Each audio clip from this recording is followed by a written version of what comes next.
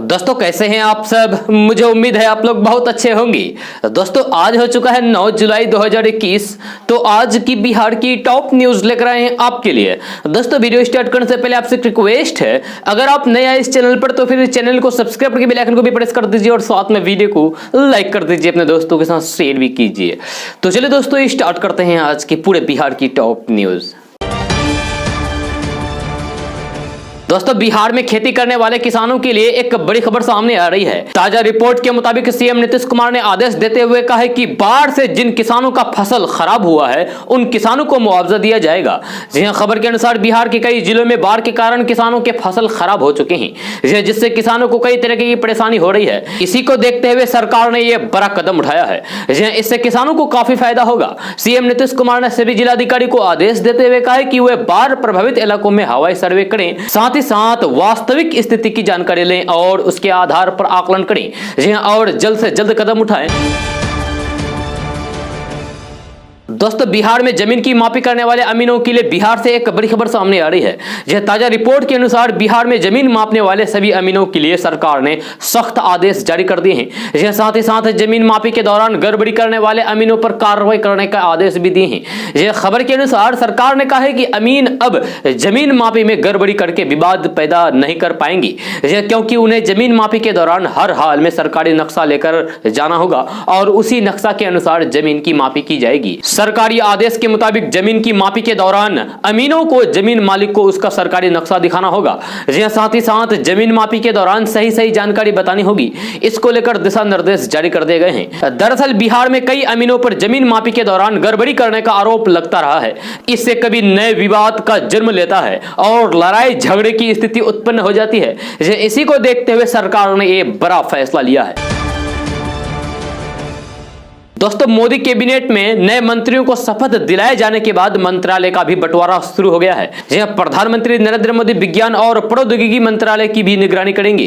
वहीं केंद्रीय गृह मंत्रालय के अलावा अमित शाह सहकारिता मंत्रालय की भी निगरानी करेंगे। इसके अलावा पीयूष गोयल के पास कपड़ा मंत्रालय और उपभोक्ता कल्याण मंत्रालय के अलावा वाणिज्य मंत्रालय रहेगा। स्मृति ईरानी महिला एवं बाल विकास मंत्री होंगे। साथ ही स्वच्छ भारत मिशन की भी देखभाल करेंगे। नए मंत्रियों में अश्विनी वैष्णव को रेल मंत्री के साथ साथ IT और संचार मंत्री बनाया गया है। जी हां, बिहार में RCP सिंह को स्टील मंत्री बनाया गया है, जबकि हरदीप सिंह पुरी को शहरी विकास आवास मंत्रालय के साथ साथ पेट्रोलियम मंत्रालय सौंपा गया है। जी हां, मनसुख मंडाविया को स्वास्थ्य रसायन और उर्वरक मंत्रालय का प्रभार सौंपा गया है, जबकि अनुराग सिंह ठाकुर को युवा मामले के साथ सूचना और प्रसारण मंत्री भी बनाया गया है। वहीं ज्योतिरादित्य सिंधिया को नागरिक उड्डयन मंत्री बनाया गया है। धर्मेंद्र प्रधान को शिक्षा और कौशल विकास मंत्रालय की जिम्मेवारी दी गई है। दोस्तों आज के वर्तमान समय में बिहार का शहरीकरण तेजी के साथ हो रहा है। इससे यहाँ के जमीन का रेट भी बढ़ रहा है। आज इसी विषय में जानने की कोशिश करेंगे बिहार के उन शहरों के बारे में जिन शहरों में जमीन का रेट तेजी से बढ़ रहा है। ताजा रिपोर्ट के अनुसार बिहार के पटना, नालंदा, गया, भागलपुर और दरभंगा में जमीन की कीमत आसमान छू रही है। इसका सबसे बड़ा कारण यह है कि इन शहरों का विकास तेजी के साथ हो रहा है। बिहार की राजधानी होने के कारण पटना में जमीन का रेट बढ़ रहा है। वहीं गया में IIM और सेंट्रल यूनिवर्सिटी बनने से गया लोगों को अपनी ओर आकर्षित कर रहा है। लोग इस शहर में घर बनाने के लिए तेजी के साथ जमीन खरीद रहे हैं। वही जमीन ब्रोकरों की मनमानी से भी यहां जमीन की कीमत बढ़ रही है। आपको बता दूं कि दरभंगा शहर में एयरपोर्ट और एम्स जैसे मेडिकल कॉलेज खुलने से इस शहर के विकास में भी तेजी आई है। इससे दरभंगा में भी जमीन की कीमत बढ़ी है और लोग यहां घर बनाने के लिए जमीन की खरीदारी कर रहे हैं। दोस्तों केंद्रीय मंत्रिमंडल में मंगलवार को बिहार के दो बड़े नेताओं ने मंत्री पद की शपथ ली है। इनमें एक नाम RCP सिंह का है, जबकि दूसरा नाम पशुपति कुमार पारस का है। इसके अलावा RK सिंह को राज्य मंत्री से प्रमोशन देकर सरकार में कैबिनेट मंत्री बनाया गया है। हालांकि केंद्रीय मंत्रिमंडल विस्तार में बिहार के कई ऐसे नाम हैं जिनको जगह नहीं मिली है। इनमें ललन सिंह के अलावा भाजपा के एक बड़े नाम सुशील कुमार मोदी भी शामिल है। ललन सिंह और सुशील कुमार मोदी को केंद्रीय कैबिनेट में जगह नहीं मिलने की आखिर क्या वजह रही है, इसे हम कम जाने की प्रयास करते हैं। तो दरअसल मोदी सरकार कैबिनेट में जदयू को एक मंत्री पद ऑफर करने का मन बना चुकी थी। इसके अलावा जदयू ने मोदी सरकार में 2 कैबिनेट के अलावा 2 राज्य मंत्री के पद की मांग की थी, लेकिन लंबे इंतजार के बाद भी जदयू के खाते में सिर्फ एक ही कैबिनेट मंत्री का पद मिला है। आपको बता दें कि ललन सिंह को कैबिनेट में जगह नहीं मिलने के पीछे ये वजह बताई जा रही है कि मोदी सरकार ने कैबिनेट मंत्री का एक पद जदयू को ऑफर किया था। जी ललन सिंह अपने लिए कैबिनेट मंत्री से कम कुछ भी नहीं चाहते थे। यही वजह है कि ललन सिंह का नाम मंत्रिमंडल विस्तार में नहीं शामिल हुआ। कुछ ऐसा ही हाल भाजपा के नेता सुशील कुमार मोदी का भी है। बिहार में लंबे समय तक उप मुख्यमंत्री की कुर्सी संभाल चुके सुशील कुमार मोदी कैबिनेट मंत्री बनने की चाहत रखते थे। हालांकि उन्होंने अपनी इस चाहत को जग जाहिर नहीं किया था, लेकिन दावेदार वो भी कैबिनेट मंत्री के थे। यही वजह है कि उन्हें भी नरेंद्र मोदी कैबिनेट से बाहर रहना पड़ा। दोस्तों, केंद्रीय मंत्री नितिन गडकरी ने बुधवार को कहा है कि उनके मंत्रालय ने साल 2025 से पहले देश में सड़क हादसा और उनमें होने वाली मौतों को 50% तक कम करने का लक्ष्य तय किया है।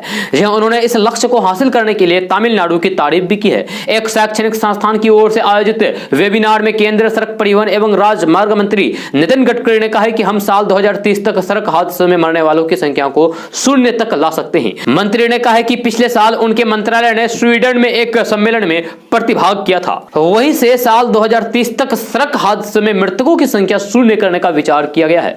जहां उन्होंने कहा है कि हमने सड़क हादसों और उनमें होने वाली मौतों को 50% कम करने का वादा किया है। तमिलनाडु ने इस दिशा में सफलता हासिल की है। उसने सड़क हादसों और उनमें होने वाली मौतों को 53% तक कम कर दिया है। दोस्तों, अपनी समस्या को लेकर जोमेटो के डिलीवरी बॉय कल नेता प्रतिपक्ष तेजस्वी यादव से मिलने पहुंचे। यह पटना के बोर्डिंग रोड चौराहे पर पिछले 4 दिनों से सभी जोमेटो राइडर अपनी मांगों को लेकर धरना पर बैठे थे। यह बीती रात धरना पर बैठे कुछ राइडर को कंपनी के निर्देश पर पुलिस ने हिरासत में ले लिया। इस दौरान 55 साल के बुजुर्ग को भी नहीं बख्शा गया, उन्हें भी पुलिस अपने साथ थाने ले गई।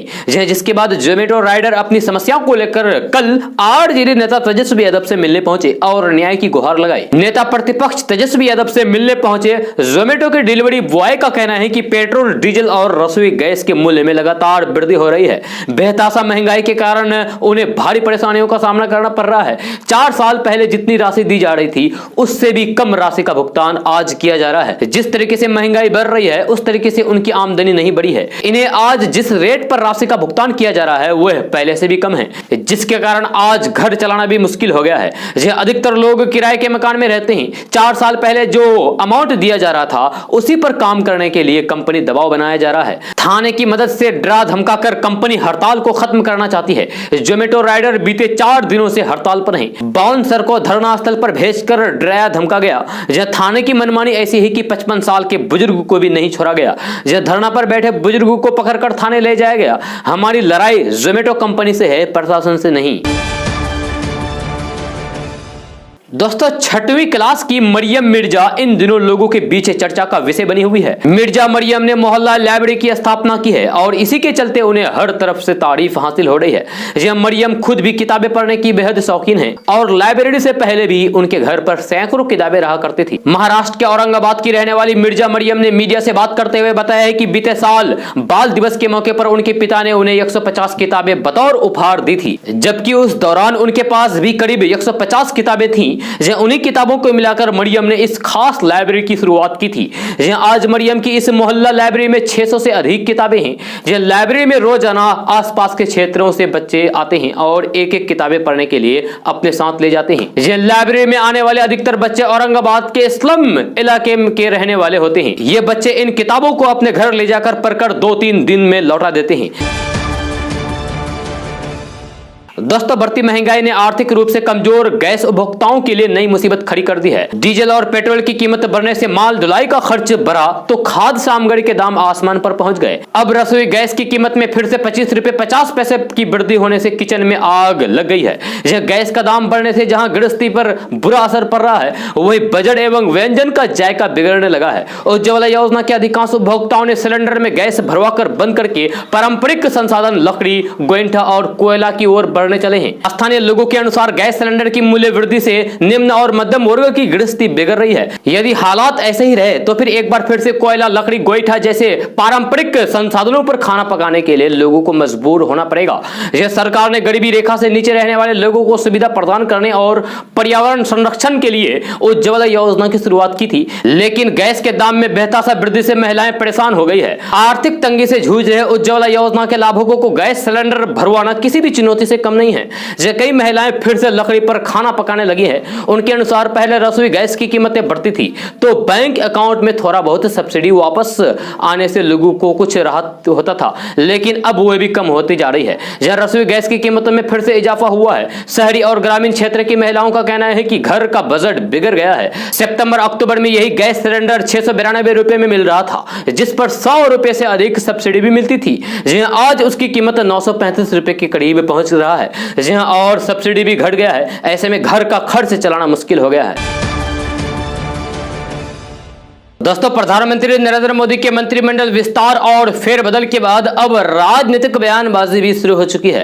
यह शपथ ग्रहण से पहले बिहार के भाजपा नेता और पूर्व मुख्यमंत्री सुशील कुमार मोदी के मंत्री बनाए जाने की अटकलें लगाई जा रही थी, लेकिन केंद्रीय मंत्रिमंडल में उन्हें जगह नहीं मिली है। इसे लेकर राष्ट्रीय जनता दल यानी कि राजद नेता तेज प्रताप यादव ने सुशील कुमार मोदी पर तंज कसा है। तेज प्रताप यादव ने मंत्रिपरिषद विस्तार के बाद एक ट्वीट किया है, जिसमें उन्होंने सुशील कुमार मोदी को संतावना दी है। साथ ही साथ कहा है कि आपने जो कुर्ता पाजामा सिलवाया है उसे संभल कर रखिएगा। तेजस्वी यादव का शपथ ग्रहण होने वाला है। तेज प्रताप यादव ने ट्वीट में लिखा है कि केंद्रीय मंत्रिमंडल में शामिल होने वाले सभी मंत्रियों को शुभकामनाएं। सुशील कुमार मोदी जी के लिए ढेर सारी संतावनाएं। छोटका मोदी जी नया कुर्ता पाजामा जो सिलवाए हैं उसको संभल कर रखिए। जल्द ही तेजस्वी का शपथ ग्रहण होने वाला है। वह दर्शक दीर्घा में एक कुर्सी आपके लिए रिजर्व रखा जाएगा। दोस्तों, बिहार बीजेपी के फायर ब्रांड नेता के तौर पर केंद्र की राजनीति में गए गिरिराज सिंह को एक बार फिर से मोदी मंत्रिमंडल में काम करने का इनाम मिला है। यह साल 2019 में राज्य मंत्री से केंद्रीय मंत्री बनाए गए गिरिराज सिंह को अब पहले से ज्यादा बड़ा मंत्रालय दिया गया है। गिरिराज सिंह अब तक मत्स्य एवं पशुपालन विभाग की जवाबदेही संभाल रहे थे, लेकिन अब उन्हें ग्रामीण विकास मंत्रालय का जिम्मा दिया गया है। बेगूसराय से सांसद गिरिराज सिंह लगातार मोदी मंत्रिमंडल में बेहतर काम करते रहे हैं और अपने परफॉर्मेंस के दम पर उन्हें प्रधानमंत्री नरेंद्र मोदी ने एक बड़ी जिम्मेदारी दी है। यह ग्रामीण विकास मंत्रालय का कामकाज बहुत बड़ा है और गिरिराज सिंह के कंधों पर अब ये बड़ी जिम्मेदारी दी गई है। दोस्तों, देश में एक और जहां कोरोना की दूसरी लहर की रफ्तार धीमी पड़ती दिखाई दे रही है, वहीं कुछ राज्यों में कोरोना के बढ़ते मामले सरकार की चिंता बढ़ा रहे हैं। यह देश के 8 राज्यों में कोरोना के बढ़ते मामलों को देखते हुए केंद्रीय स्वास्थ्य मंत्रालय की ओर से इन सभी राज्यों को पत्र लिखकर कोविड नियंत्रण उपायों को मजबूत करने को कहा गया है। इन राज्यों में जांच और टीकाकरण में तेजी लाने, स्वास्थ्य संबंधित बुनियादी ढांचे की योजना बनाने और कोरोना के बढ़ते मामलों को रोकने के लिए कोरोना गाइडलाइन का पालन करने के संबंध में निर्देश दिए गए हैं। यह कोरोना के बढ़ते मामलों को देखते हुए स्वास्थ्य मंत्रालय की ओर से अरुणाचल प्रदेश, असम, मणिपुर, केरल, मेघालय, ओडिशा, त्रिपुरा और सिक्किम की राज्य सरकारों को पत्र लिखकर जरूरी कदम उठाने को कहा गया है। दोस्तों, बिहार पर मानसून डबल असर दिखा रहा है। यह राज्य से अलग अलग दिशाओं में 2 ट्रफ लाइन गुजरने के कारण उत्तर और दक्षिण दोनों हिस्सों में बारिश हो रही है। यह स्थिति अभी बदलती नहीं दिख रही है। सोमवार की शाम पटना मौसम विज्ञान केंद्र ने 7 जुलाई तक के लिए अलर्ट जारी किया था, लेकिन अब इसकी अवधि को बढ़ा दी गई है। जी हां, अब 10 जुलाई तक यानी कि कल तक के लिए प्रदेश के यानी कि बिहार के सभी जिलों के लिए येलो अलर्ट जारी किया गया है। आज सुबह मौसम विज्ञान केंद्र ने राज्य के यानी कि बिहार के पूर्वी चंपारण, सारण, मुजफ्फरपुर, शिवहर और सीतामढ़ी जिलों में भारी बारिश और तेज हवाएं चलने के लिए तत्काल अलर्ट जारी किया गया है। यही अलर्ट सीमांचल के चारों जिलों यानी कि किशनगंज, अररिया, पूर्णिया और मिथिलांचल के लिए भी अलर्ट जारी किया गया है। ऐसा अलर्ट कल तक के लिए मौसम विभाग ने जारी कर दिया है। दोस्तों, सीमांचल में जल संपदा की कमी नहीं है। यह हिमालय से होकर निकली नदियां सीमांचल में मैदानी इलाकों में उतरती है, जहां हर साल बाढ़ कटाव से लोग बेघर होते हैं। भीषण बाढ़ के कारण दर्जनों सड़कें और पुल पुलियां टूटकर बिखर जाते हैं। किसानों की मेहनत बाढ़ में डूब जाती है। बच्चों और युवाओं को स्कूल कॉलेज जाने में नदियां बाधक बनकर खड़ी हो जाती है। बकरा नदी के कटान के कारण विद्यालय भवन नदी की भेंट चढ़ जाती है। बकरा, कनकई, महानंदा, परमान नदियां रौद्र रूप धारण करके विनाश ले जाती है। बकरा नदी के कटाव के कारण विद्यालय भवन नदी की भेंट चढ़ जाती है, यानी कि स्कूल नदी की भेंट चढ़ जाती है। बकरा, कनकई, महानंदा, परमान नदियां रौद्र रूप धारण करके विनाश लीला करती है। खासकर जोकीहाट, सिकटी, पलासी, अररिया, फारबिसगंज प्रखंडों में बाढ़ लोगों की नियति बन गई है। यह नदी कटान के कारण खेती योग्य भूमि नदियों में समा जाती है। बचे हुए बाढ़ प्रभावित जमीन बालू के गाद जमा होने से ऊसर बन जाती है। यह नदी किनारे बसे गांव कटान के कारण नदी में समाकर अपना अस्तित्व खो देता है। यह पिछले साल आई बाढ़ के कारण गरीब और लाचार लोग आज भी सरकारी भवनों में छोटे छोटे बच्चों के साथ शरण लिए हुए हैं। ऐसे लाचार लोग परिवार के सदस्यों के भरण पोषण के लिए अन्य राज्यों की ओर पलायन कर जाते हैं। नदियों की दी हुई दर्द के साथ इलाके के लोगों का मानो रिश्ता सा बन गया है। यह बाढ़ से बचाव के सरकारी दावे धरातल पर उतरती नहीं दिख रही है। हर बार चुनाव में बाढ़ से बचाव की चर्चा जोर से होती है, लेकिन चुनाव जीतते ही रहनुमाओं के सभी वादे और इरादे टूट जाते हैं। दोस्तों, अगले साल यूपी, उत्तराखंड, पंजाब समेत कई राज्यों में विधानसभा के चुनाव होने हैं। इसी बीच राष्ट्रीय स्वयं सेवक संघ यानी कि आरएसएस के प्रमुख मोहन भागवत ने गंगा जमीनी तहजीब का मुद्दा उठा दिया। यह साथ ही हिंदू मुस्लिम के डीएनए को एक बता दिया। इसके बाद से देश भर की राजनीति गरमाई हुई है। यह साथ ही अब कांग्रेस के वरिष्ठ नेता दिग्विजय सिंह ने मोहन भागवत पर हमला बोला और उनसे डीएनए को लेकर कई सवाल पूछे। यह मध्य प्रदेश के सीहोर में मीडिया से बात करते हुए दिग्विजय सिंह ने कहा कि अगर हिंदुओं और मुसलमानों का डीएनए एक है तो फिर धर्म परिवर्तन के खिलाफ कानून का क्या फायदा, लव जिहाद के खिलाफ कानून का क्या फायदा। तो इसका मतलब है कि मोहन भागवत और ओबीसी का डीएनए एक ही है। दोस्तों, बुधवार को केंद्रीय मंत्रिमंडल का विस्तार हुआ तो जनता दल यूनाइटेड यानी कि जेडीयू उसमें शामिल हो गई। जी हां, जनता दल यूनाइटेड के राष्ट्रीय अध्यक्ष आरसीपी सिंह अब केंद्र में मंत्री हैं। उन्हें इस्पात मंत्रालय का जिम्मा दिया गया है। मंत्री बनने के साथ आरसीपी सिंह के लिए बधाइयों का तांता लगा हुआ है। उनके दिल्ली स्थित आवास से लेकर पटना में जेडीयू कार्यालय तक जश्न का माहौल देखने को मिला, जहां कार्यकर्ता होली और दिवाली जैसा जश्न मनाते हुए एक दूसरे को लड्डू खिलाते नजर आए। लेकिन आरसीपी सिंह के शपथ लेने के 1-2 दिन बाद भी अब तक मुख्यमंत्री नीतीश कुमार ने उन्हें बधाई तक नहीं दिया है। जी हां, ऐसे में सवाल उठना लाजिमी है कि क्या नीतीश कुमार आरसीपी सिंह के मंत्री बनने से खुश नहीं हैं? जी हां, दरअसल ऐसे मौके पर नीतीश कुमार अपने ट्विटर हैंडल से ट्वीट करते हुए बधाई देते हैं। जी, ट्विटर पर एक्टिव रहने वाले नीतीश अब सोशल मीडिया प्लेटफॉर्म पर पहले से ज्यादा सक्रिय हैं, लेकिन इसके बावजूद भी उन्होंने आरसीपी सिंह को ट्वीट करके बधाई नहीं दी है।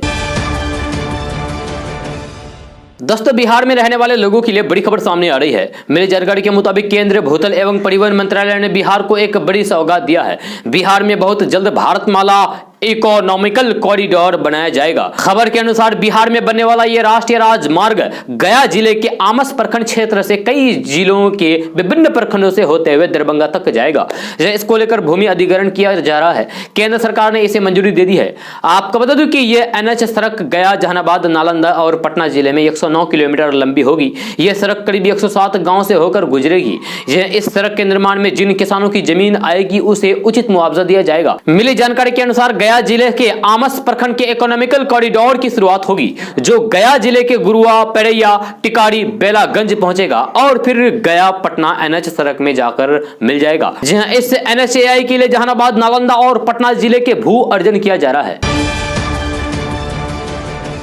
दोस्तों, आरजेडी नेता तेज प्रताप यादव हमेशा सुर्खियों में बने रहते हैं। इस बार उन्होंने कुछ अलग किया है, लेकिन यह भी किसी मायने में कम नहीं है। जी हां, अब उन्होंने फूलों की अगरबत्ती का कारोबार शुरू कर दिया है। खास बात यह है कि कई ब्रांडों की अगरबत्तियों में एक LR अगरबत्ती है। L से हो गया लालू, R से हो गया राबड़ी, यानी कि लालू राबड़ी अगरबत्ती। वैसे तो ये लॉन्गेस्ट एंड रिचर है, लेकिन समर्थक इसे कहते हैं लालू राबड़ी अगरबत्ती। तो लालू राबड़ी अगरबत्ती के इस अगरबत्ती को बेचने के लिए बाकायदा इसका शोरूम बनाया गया है। खास बात यह है कि शोरूम किसी बड़े बिल्डिंग में नहीं, बल्कि पटना और दानापुर के लालू खटाल में बनाया गया है। लालू खटाल में पूर्व सीएम लालू प्रसाद यादव की गायों और भैंसों को रखी जाती थी। अगरबत्ती का निर्माण इसी खटाल में ही होता है। इसके बाद उन्हें शोरूम में रखा जाता है। तेज प्रताप यादव भी कभी कभार यहां आते हैं, लेकिन यहां की स्थिति निगरानी हुए मोबाइल से ही करते रहते हैं। मंदिरों में चढ़ाए गए फूलों को एकत्र करके उनसे अगरबत्ती बनाई जाती है। इसकी लकड़ी बांस की नहीं, बल्कि नारियल के पत्ते की लकड़ियां होती है। यह कहा जाता है कि इन अगरबत्तियों में किसी रसायन का इस्तेमाल नहीं किया जाता है। आपको बता दूं कि यहाँ अलग अलग खुशबू की अगरबत्ती तैयार होती है। इसका नाम कृष्ण लीला अगरबत्ती, बरसाना, सेवा कुंज आदि है। यह शोरूम में पूजा पाठ से जुड़े अन्य सामान भी बिकते हैं। कहने को तो यह शोरूम खटाल में बना हुआ है, लेकिन इसकी भव्यता कहीं से भी कम नहीं दिखती। शोरूम में हमेशा माहौल भक्ति में बना रहता है। यह खटाल में बने शोरूम में आरजेडी का चुनाव चिन्ह लालटेन नजर आता है, तो गाय और बछड़े की मूर्ति भी है।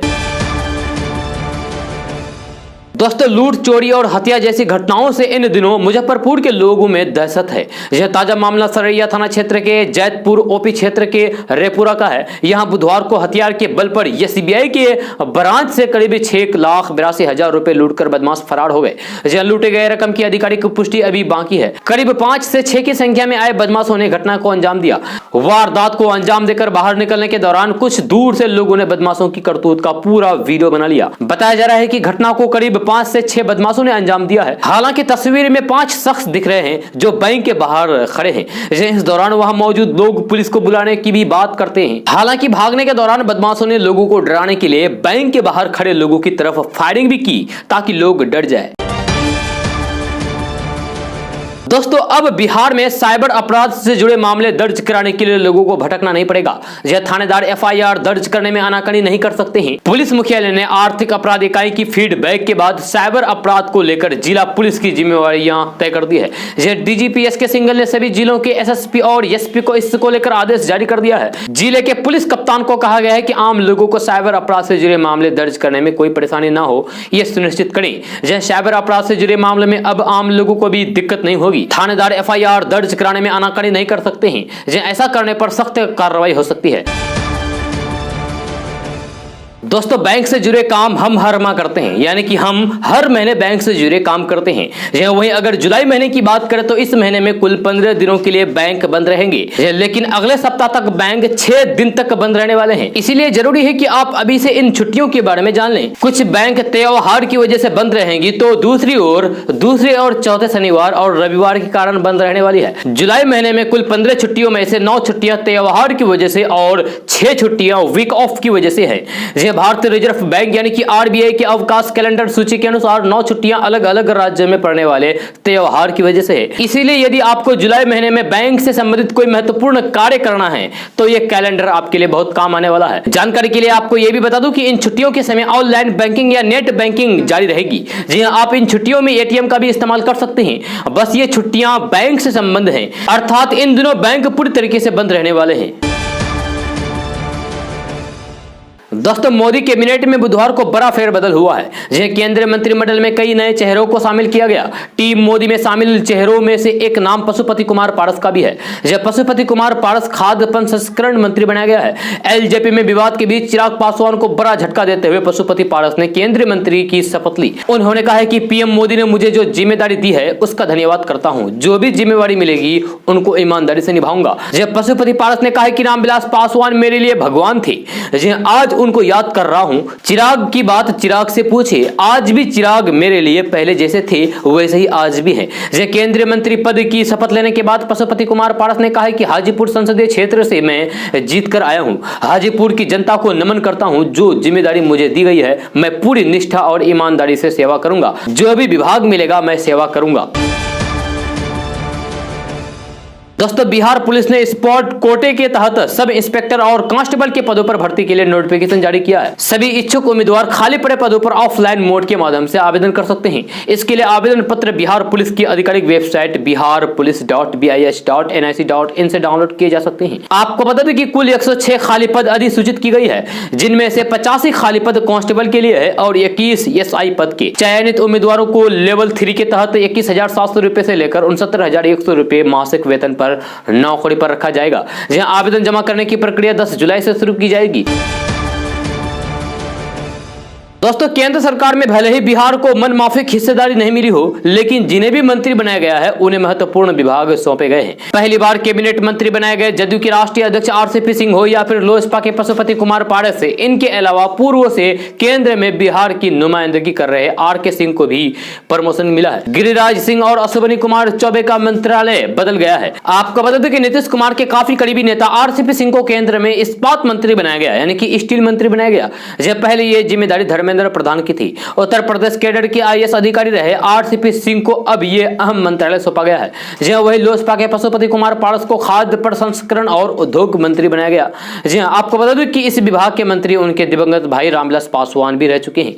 जी, वर्तमान में नरेंद्र सिंह तोमर के पास इस मंत्रालय का अतिरिक्त प्रभार था। हरसिमरत कौर के इस्तीफे के बाद से वे इस विभाग को संभाल रहे थे। जी हाँ, अपने बयानों के चलते हमेशा सुर्खियों में रहने वाले गिरिराज सिंह को ग्रामीण विकास एवं पंचायती राज जैसे बड़े मंत्रालय की कमान सौंपी गई है। ये पहले से केंद्र में मत्स्य पालन, पशुपालन एवं डेयरी मंत्रालय संभाल रहे थे। उससे पहले ये सूक्ष्म, लघु एवं मध्यम उद्योग मंत्री भी थे। दोस्तों, कोरोना संक्रमण के मामले में बढ़ोतरी के बाद से स्कूल बंद है और छात्र ऑनलाइन क्लास घर बैठे कर रहे हैं। इस बीच महाराष्ट्र से एक बड़ी खबर सामने आ रही है। जी हां, महाराष्ट्र सरकार ने उन क्षेत्रों में स्कूलों को फिर से खोलने का निर्णय लिया है जहां पिछले 1 महीने में कोई सक्रिय कोरोना संक्रमण का मामला सामने नहीं आया है। इस संबंध में स्कूल शिक्षा विभाग के मंत्री वर्षा गायकवाड़ ने कहा है कि स्कूलों को कक्षा 8 से 12 के छात्रों के लिए 15 जुलाई से ऑफलाइन कक्षाएं फिर से शुरू करने की अनुमति प्रदान की गई है। दोस्तों, बिहार के पटना मौसम विज्ञान केंद्र से बड़ी खबर सामने आ रही है। मिली जानकारी के मुताबिक मौसम विभाग ने उत्तर बिहार के कई जिलों के लिए अलर्ट जारी किया है। साथ ही साथ इन जिलों में भारी बारिश और वज्रपात को लेकर चेतावनी जारी किया है।